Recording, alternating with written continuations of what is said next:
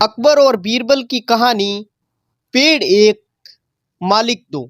एक बार की बात है, रोज एक ही तरह बादशाह अकबर दरबार में बैठकर अपनी प्रजा की समस्या सुन रहे थे। सभी लोग अपनी समस्याओं को लेकर बादशाह के सामने हाजिर हो रहे थे। तभी राघव व केशव नाम के दो पड़ोसी अपनी समस्या को लेकर दरबार में आए। इन दोनों की समस्या की जड़ था कि इन दोनों ही घर के बीच में फलों से लबालब भरा एक आम का पेड़ था। पेड़ का मामला। आम के पेड़ के मालिकाना हक को लेकर राघव कह रहा था कि पेड़ उसका है और केशव कह रहा था कि पेड़ मेरा है।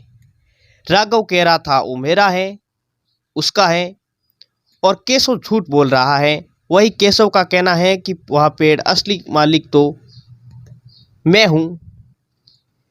पेड़ और मालिक दोनों को मामला बहुत उलझा हुआ था और दोनों से ही कोई भी हार मानने को तैयार नहीं था। दोनों पक्ष की बातें सुनकर और सोच विचार करने के बाद बादशाह अकबर ने यह मामला अपने नवरत्नों में से एक बीरबल को सौंप दिया।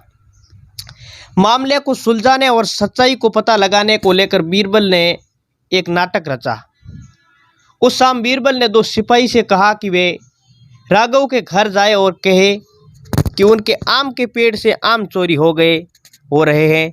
उन्होंने दो सिपाही को केशव के घर जाकर भी यही संदेश देने को कहा।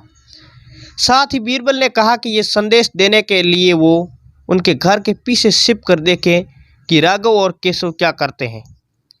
बीरबल ने यह भी कहा कि राघव और केशव को पता नहीं लगना चाहिए कि तुम उनके आम की चोरी की सूचना लेकर जा रहे हो। सिपाही ने बिल्कुल वैसा ही किया जैसा बीरबल ने कहा। दो सिपाही केशव के घर गए और दो राघव के घर। जब वो वहां पहुंचे तो उन्हें पता चला कि राघव और केशव दोनों ही घर में नहीं थे। तो सिपाहियों ने उनकी पत्नियों को ये संदेश दे दिया।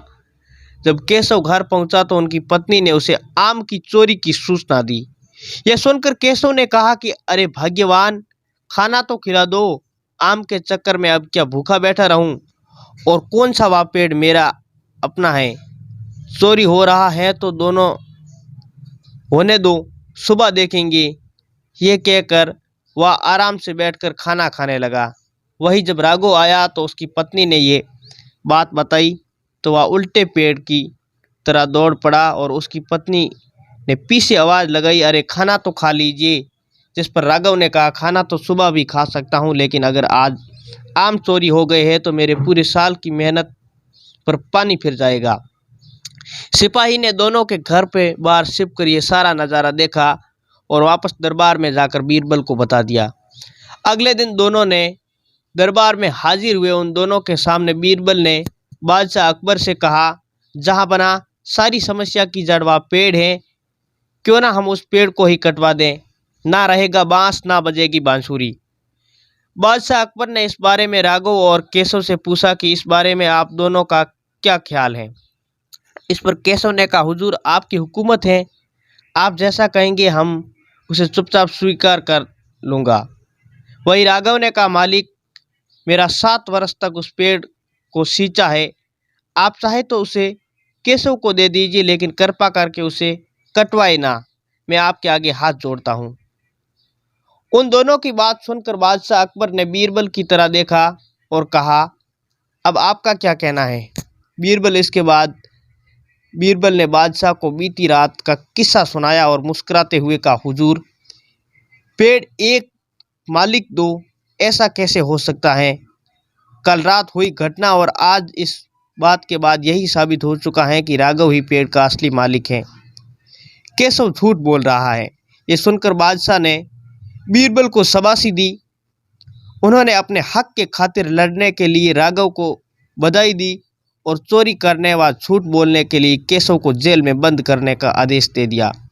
एक पेड़ और दो मालिक कहानी से हमें ये सीख मिलती है कि परिश्रम किए बिना सल से किसी चीज़ चुराने का अंजाम बुरा ही होता है। उम्मीद करता हूँ कि कहानी तो आपको अच्छी लगी होगी। लाइक करके हमारे चैनल को सब्सक्राइब करना ना भूलें। मिलते हैं और एक इंटरेस्टिंग कहानी में।